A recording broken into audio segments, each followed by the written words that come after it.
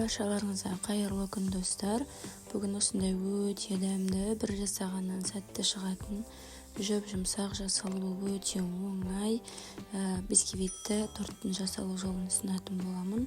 Менің каналыма тіркелмеген болсаңыз тіркеліп, мені қолдап отырыңыздар. Ең алдымен ыдысымызға жұмыртқаның белок мен желтогын екіге бөліп, осылай салып алатын боламыз. Ыдысымыздың таза әрі құрғақ болуы өте маңызды.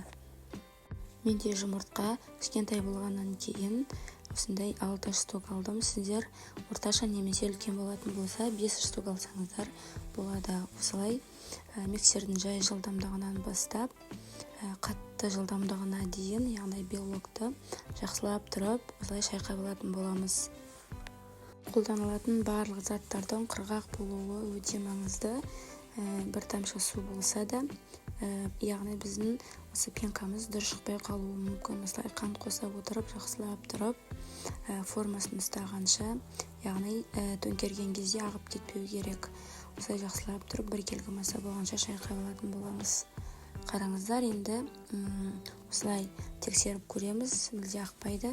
Әрі қарай желтокты да тура осылай масса ұлғайғанша жақсылап тұрып араластырып алатын боламыз. Міндетті түрде қант қосып жасауды ұмытпаңыздар.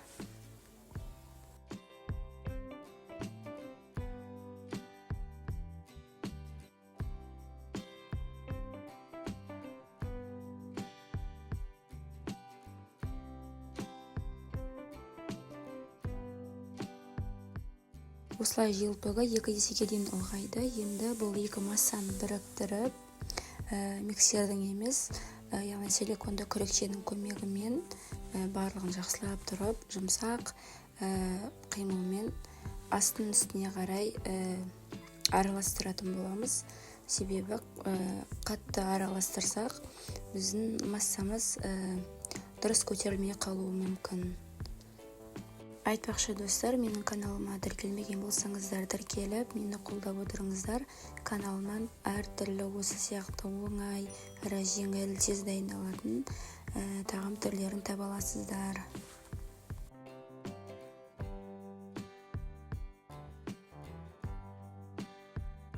Осылай екі массаны араластырып дайындап алғаннан кейін үстіне ондай електен осылай өткізіп салатын боламыз. Және де қамыр қопсытқышты да осылай ситадан өткізуді ұмытпаймыз.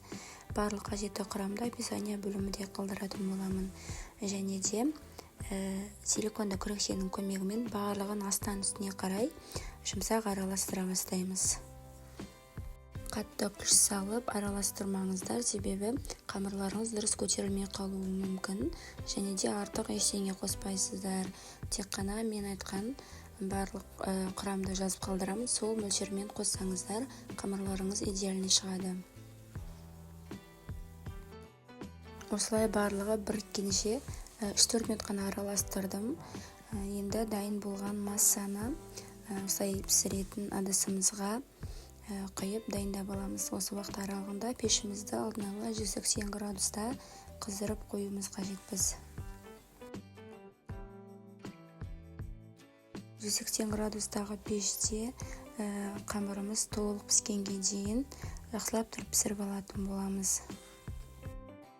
Қараңыздар, тестасы осындай болып қызарып пісіп шықты. Мен бұл тестаны пісіру барысында пештің есігін қайта-қайта аша бердім. 1-2 рет ашып едім, осылай ортасы түсіп кетті. Сондықтан сіздерге кеңесім, тестаны пісіріп жатқан кезде мүлде есігін ашпаңыздар.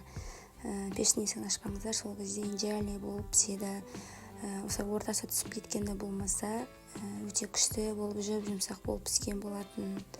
Осындай биік өте күшті болып пісті. Енді толық суытуға қалдыратын боламыз.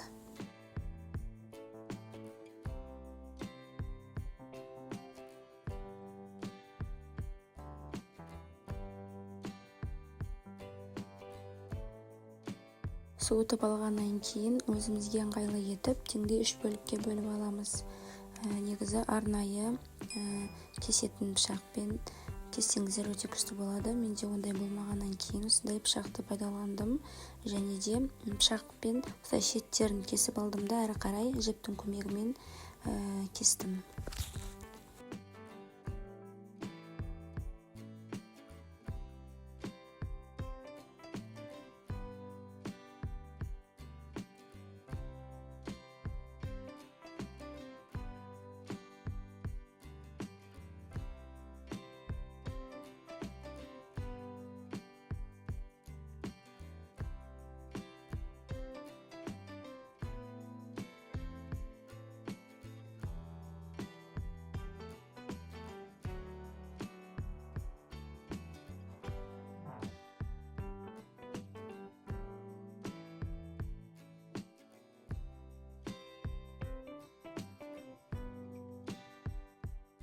Осылай теңдей 3-ке бөліп алғаннан кейін әрі қарай кремін дайындаймыз. Мен креміне 33% сливкиді және де творожный сырмен қосып дайындадым.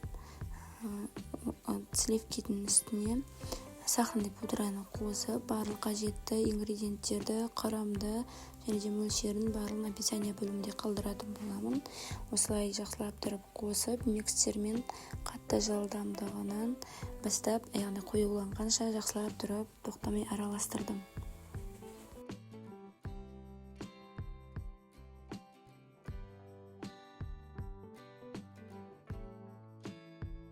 Сливки сәл қоюлана бастаған кезде творожный сырды қосып, жақсылап тұрып, креміміз толық дайын болғанға дейін жақсылап тұрып араластырып аламыз. Осы рецептпен сізде жасап көріңіз, жасалуы да құрамы да өте оңай әрі өте дәмді болып шығады. Менің каналыма тіркелмеген болсаңыз тіркеліп, мені қолдап отырыңыздар. Каналымнан әртүрлі кешкі асқа, таңғы асқа, түскі асқа арналған кез келген рецепттерді таба аласыздар.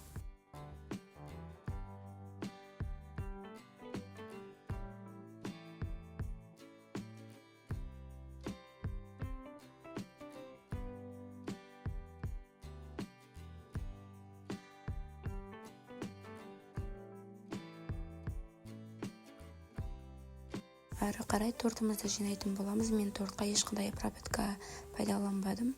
Сіздер пайдалансаңыздар да болады, себебі қамыры өте жұмсақ болып тұрды. Сол себепті пайдаланбадым. Осылай кремді толтырып, арасына крем-корж етіп жинап шығатын боламыз. Осы тортқа кез келген кремді қолдансаңыздар болады. Шоколадты крем немесе заварной, яғни қайнатпалы кремді де жұқа етіп, яғни тестосын жұқа етіп кесіп алып пайдаланып көрсеңіздер болады. Өте идеальный әрі өте оңай жасалады. Менің каналымнан әртүрлі кремдердің де рецепттерін таба аласыздар. Міндетті түрде менің каналыма тіркеліп, мені қолдап отырыңыздар. Әрі қарай барлығын дайындап болғаннан кейін, торттың кремін жақ болғаннан кейін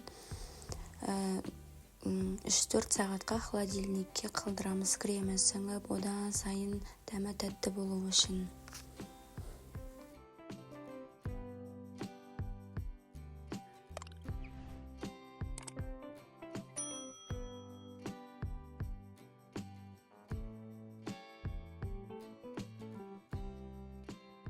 Әрі қарай торттың сыртын қаптаймыз. Мен осы креммен торттың сыртын қаптадым. Сіздер әртүрлі етіп крем жағып сыртына крошкамен қаптасаңыздар да болады. Өзіңізге ұнаған фантазияңызды қосып жасай бересіз.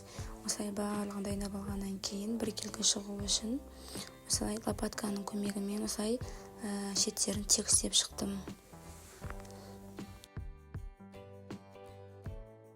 Дайын болғаннан кейін тортты міндетті түрде 4-5 сағатқа холодильникке қалдырыңыздар. Мен бір түнге қалдырған болатынмын. Кремі бір-біріне сіңіп, өте күшті әрі өте дәмді жұмсақ болып шықты.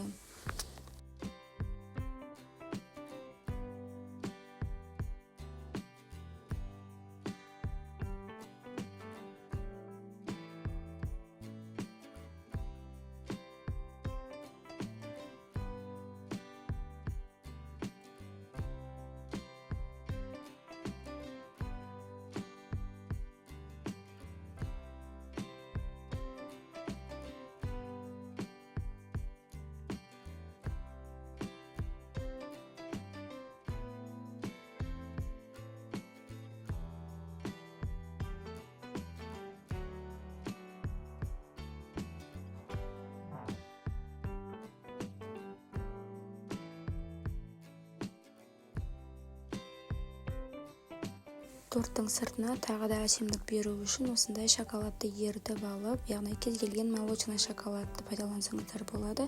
Осылай ертіп алып, шеттеріне осындай күшті етіп узор жасап шықтым.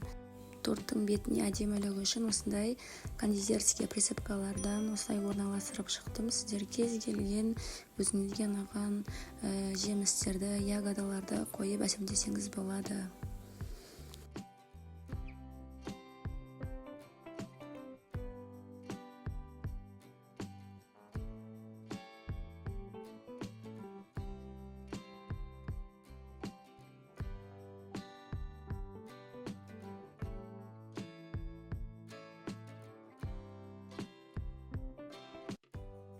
Қараңыздар, менің тортым дайын болды. Мен негізі бұл тортты бірінші рет жасап тұрмын. Бір жасағаннан шынымен де сәтті әрі өте дәмді, жұмсақ болып шықты. Сіздерге де осы тортты жасап көруге кеңес етемін.